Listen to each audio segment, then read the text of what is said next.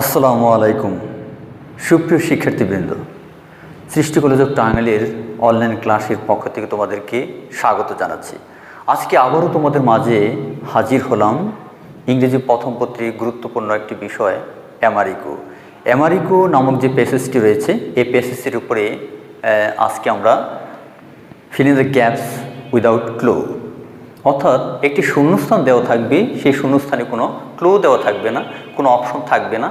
এই অপশনবিহীন শূন্যস্থানকে তুমি কিভাবে পূর্ণ করবে, কিভাবে তুমি তোমার উত্তরটি লিখবে, আজকে আমরা চেষ্টা করব সেই বিষয়টি শেখার জন্য। কেমন?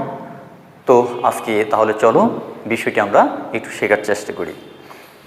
এখানে দেখো চমৎকার একটি প্যাসেজ আমি লিখে রেখেছি তোমাদের জন্য, যে বিষয়টি রয়েছে এখানে। প্রথমে দেখো এই যে অ্যামারিকো ছোট্ট একটি প্যাসেজ রয়েছে, সেই প্যাসেজটি তোমার যদি ভালো জ্ঞান থাকে, তুমি যদি প্যাসেজটি ভালোভাবে বুঝে পড়ে থাকো, তবে এর উপর যে কোনো প্রশ্ন যদি আসে তুমি সেটি লিখতে পারবে। তবে এই প্রশ্নের উত্তরটি লেখার আগে তোমাদের আরও একটু দৃষ্টি আকর্ষণ করার জন্য আমি বলছি যে তুমি যদি fill in the gaps without clue, অর্থাৎ অপশনবিহীন কোনো প্যাসেজে শূন্যস্থান যদি পূরণ করতে চাও, তবে তোমার সেই প্যাসেজ সম্পর্কে সঠিক জ্ঞান থাকতে হবে। আর এই প্যাসেজের অর্থ যদি তুমি না বুঝো, তবে সেটি কিন্তু অ্যান্সার তুমি করতে পারবে না। এই অ্যান্সারের জন্য আরেকটা বিষয় মনে রাখবে, সরাসরি তোমার প্যাসেজ থেকে কোনো লাইন থাকবে না, পুরো প্যাসেজটাকে সংক্ষেপে যে কথাগুলো বলা যায় কিন্তু এখনও বলা হয়নি, সেই কথাগুলি তোমাদের জন্য উপস্থাপন করা হবে। সেটি বুঝে তোমাদেরকে উত্তর লেখার চেষ্টা করতে হবে। কেমন? তাহলে এখানে দেখো যে প্যাসেজটি রয়েছে, এখানে কিন্তু কোনো অপশন দেওয়া নেই। এখানে দেখো এ নম্বরে বলা হয়েছে an dash boy named Amerigo is the matter of this passage. তাহলে যেহেতু অ্যান ব্যবহার করা হয়েছে এখানে, এই যে অ্যান, অর্থাৎ এমন একটা শব্দ তোমাকে বাছাই করতে হবে যে শব্দটির পূর্বে আর্টিকেল অ্যান ব্যবহার করা হয়। তার মানে শুরুতে তুমি যদি এখানে ব্যবহার করো এ স্টেট বয়, যদি এ থাকতো তবে তুমি কি ব্যবহার করতে পারতে? স্টেট বয় ব্যবহার করতে পারতে, কিন্তু যেহেতু এখানে অ্যান ব্যবহার করা হয়েছে, সুতরাং এমন একটা শব্দ ব্যবহার করতে হবে যা টোকাইয়ের প্রতিশব্দ। টোকাই কথাটির অর্থ আমরা জানি দুরন্ত বালক, কিন্তু এখানে কিন্তু টোকাই ব্যবহার করা যাবে না। এখানে যেহেতু রয়েছে কি অ্যান রয়েছে, সুতরাং তোমাকে ভেবেচিন্তে ব্যবহার করতে হবে এমন একটা শব্দ যেটা টোকাইয়ের প্রতিশব্দ হিসেবে আমরা ব্যবহার করতে পারি, অর্থাৎ দুরন্ত বালকের প্রতিশব্দ। তাহলে এখানে কি ব্যবহার করা যায়? ড্যাশ অ্যান আর্চিন বয়। তাহলে এ নম্বর আমরা ব্যবহার করবো এখানে আর্চিন, URCHIN, আর্চিন। এই আর্চিন বয়, আর্চিন কথাটির অর্থ হচ্ছে দুরন্ত বালক কিংবা টোকাই শব্দটির প্রতিশব্দ। সুতরাং এখানে তাহলে আমাদের গ্রামাটিক্যাল নিয়ম অনুযায়ী আর্চিন কথাটির পূর্বে অবশ্যই আর্টিকেল এ ব্যবহার করতে হবে, তাহলে আমাদের উত্তরটি সঠিক। তাহলে দেখো পুরো সেন্টেন্স অর্থটা কি দাঁড়ালো? An urchin boy named Amerigo. তাহলে অ্যামারিগো নামক একটি দুরন্ত বালক কি হচ্ছে এই প্যাসেজের মূল মন্তব্য, মূল বিষয়। পরের সেন্টেন্সটি দেখো, দিস প্যাসেজ, এই passage dashed the living. Living বলতে কি? লিভিং বলতে এখানে জীবিকা, লিভিং বলতে এখানে জীবনযাত্রা ব্যবস্থাপনা বোঝানো হচ্ছে। তাহলে this passage dash the living of Amerigo, এই প্যাসেজটি অ্যামারিগো সম্পর্কে ড্যাশ করে। তাহলে কি করে? তাহলে আমরা এখানে ব্যবহার করতে পারি যে দিস প্যাসেজ দ্য লিভিং। তার মানে এখানে বোঝাতে চাচ্ছে, দেখো কি অর্থটা দ্বারা এমন একটা শব্দ ব্যবহার করবে যাতে অর্থটা সুন্দর হয়ে যায়। এখানে সুন্দর পরিপূর্ণ একটা বাক্য আমরা তৈরি করতে পারি অ্যামারিগো ছেলেটি সম্পর্কে। তাহলে আমরা কি বলতে পারি? তাহলে এখানে কিন্তু বলতে পারি দিস প্যাসেজ, এমন একটা প্যাসেজ যেটা অ্যামারিগো নামক ছেলেটির জীবনযাত্রাকে তুলে ধরে কিংবা বর্ণনা করে। তাহলে আমরা এখানে এই বি নাম্বার আমরা কি ব্যবহার করব? বিতে আমরা ব্যবহার করতে পারি এখানে ডিপিক্ট, ডিপিক্ট, অথবা তুমি নেরেট শব্দটিও কিন্তু ব্যবহার করতে পারো। তাহলে নেরেট ব্যবহার করি এখানে, অথবা ডিসক্রাইব, ডিসক্রাইব, অথবা তুমি ব্যবহার করতে পারো নেরেটস, যেহেতু থার্ড পারসন সিঙ্গুলার নাম্বার, নেরেটস। অথবা আরও দিতে পারি আমরা ডেমনস্ট্রেট, প্রেজেন্টস, এটসেট্রা। তাহলে বি নাম্বারটা আমাদের হয়ে গেল।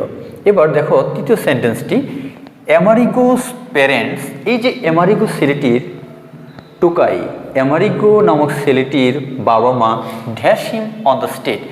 আমরা প্যাসেজটি পড়লে আমরা জানতে পারি যে অ্যামারিগো নামক ছেলেটির বাবা তাকে রাস্তায় ফেলে রেখে চলে যায়।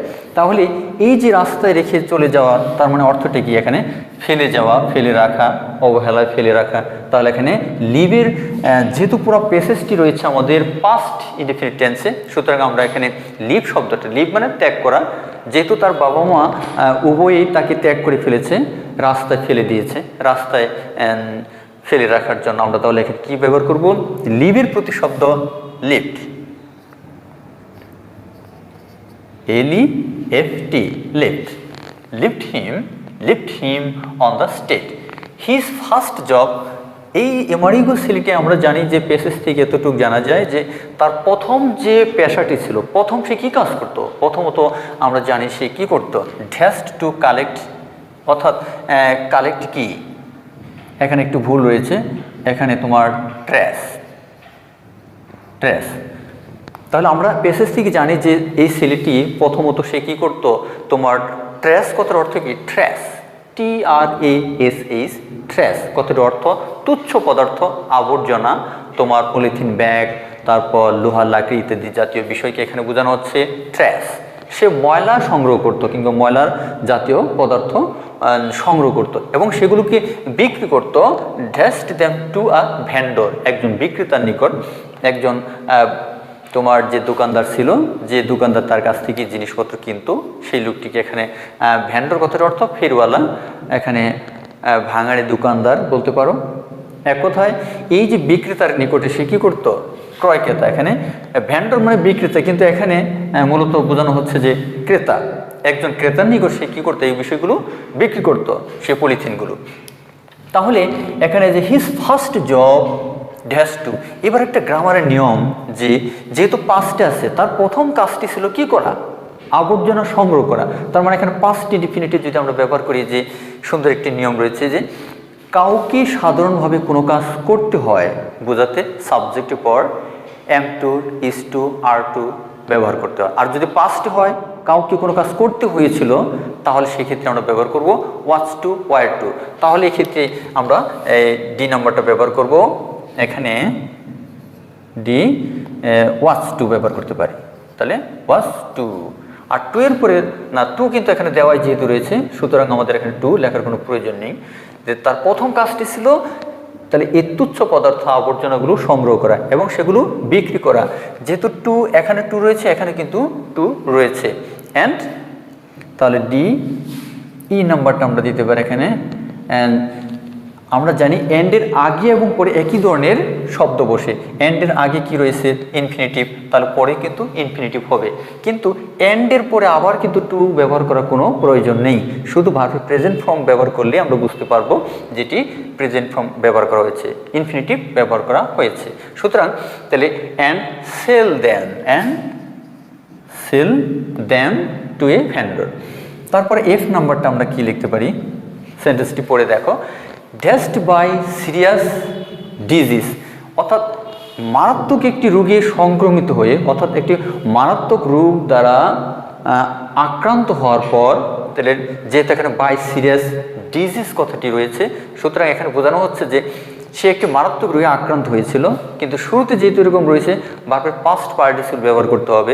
যে কিভাবে ঘটনাটি বলা হয়েছে এভাবে যে এখানে কোনো রোগ দ্বারা, কোনো ভয়ানক রোগ দ্বারা আক্রান্ত হওয়ার ক্ষেত্রে, অর্থাৎ কোনো কিছু দ্বারা আক্রান্ত হওয়ার ক্ষেত্রে আমরা কি ব্যবহার করি? একটা ভার্ব রয়েছে ইনফ্যাক্ট।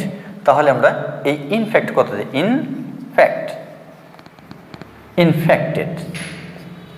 ইনফেক্টেড।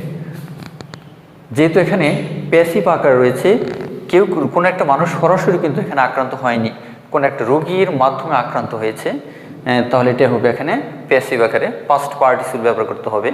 যে infected by serious disease he stop, যখন সে মারাত্মক একটি রোগে আক্রান্ত হলো, তখন সে কি করলো? ড্যাস্ট দ্যাট ওয়ার, ওই কাজটি ড্যাশ করেছিল, শেষ করে দিয়েছিল। সে কাজটি স্টপ মানে কি? বাদ দিয়ে দিল। হি স্টপড আমরা জানি স্টপ, এনজয়, কিছু কিছু ভার্ব রয়েছে তাদের উপর সরাসরি তোমার কি ব্যবহার করতে হয়, প্রেজেন্ট পার্টিসিপল ব্যবহার করতে হয়, সেক্ষেত্রে আইএনজি ব্যবহার করতে হয়। তাহলে এখানে স্টপ, স্টপের পরে এখানে কি ভার্বটা দিব আমরা, স্টপ ডুইং দ্যাট ওয়ার্ক, তাহলে সে বন্ধ করে দিল কাজটি করতে, তাহলে স্টপ ডুইং।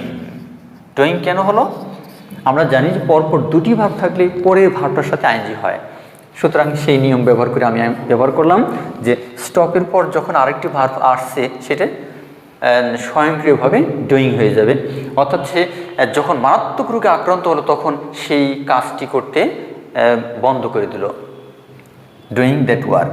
সর্বশেষের দিকে আমরা যাচ্ছি, দেন হি তারপর হি টেস্ট সেলিং আইসক্রিম, তারপর সে কী কাজ করলো, তারপর আমরা জানি যে দ্বিতীয় একটা কাজ সে করতে শুরু করে, সেটি ছিল আইসক্রিম বিক্রয়ের কাজ।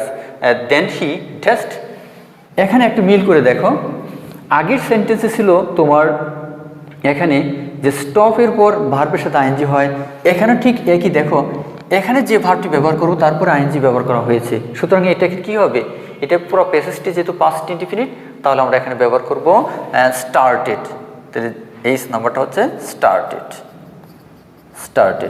হি স্টার্টেড সেলিং আইসক্রিম, অবশেষে সে আইসক্রিম বিক্রি করতে শুরু করলো। নাও হি, এখন সে কি করে, জাস্ট গ্রেট হার্ডশিপ, এখন বর্তমানে সে কষ্টকর জীবনযাপন অতিবাহিত করে, খুব কষ্টের মাঝে এখন সে বেঁচে আছে, সুতরাং বর্তমানে যেহেতু হচ্ছে এটা নাও হি, এটা আমরা ব্যবহার করি। অ্যান্ড নাও থাকলে আমরা জানি প্রেজেন্ট কন্টিনিউয়াস, এখন সে কী করছে, এখন সে কী কাজ করছে, বর্তমানে সে কষ্টের সাথে জীবনযাপন করছে। নাও হি ইজ, তাহলে এখানে আমরা দিতে পারি অ্যান্ড আই নাম্বারটা হচ্ছে নাও হি ইজ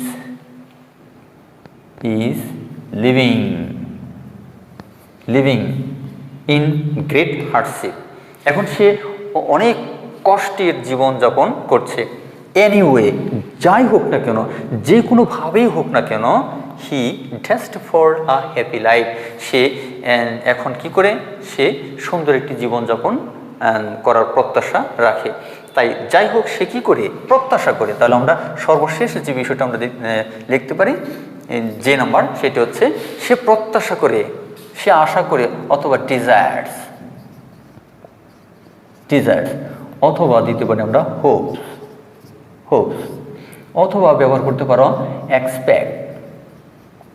এক্সপেক্ট, প্রত্যাশা করা। তাহলে এইভাবে আমরা একটি প্যাসেজ সুন্দর করে পড়ে আস্তে আস্তে বুঝে আমরা একটি করে একটি উত্তর লেখার চেষ্টা করব। তো আজ এই পর্যন্তই, প্রত্যেকে ভালো থেকেও, সকলের শুভকামনা রেখে এখানেই বিদায় নিচ্ছি। আল্লাহ হাফেজ।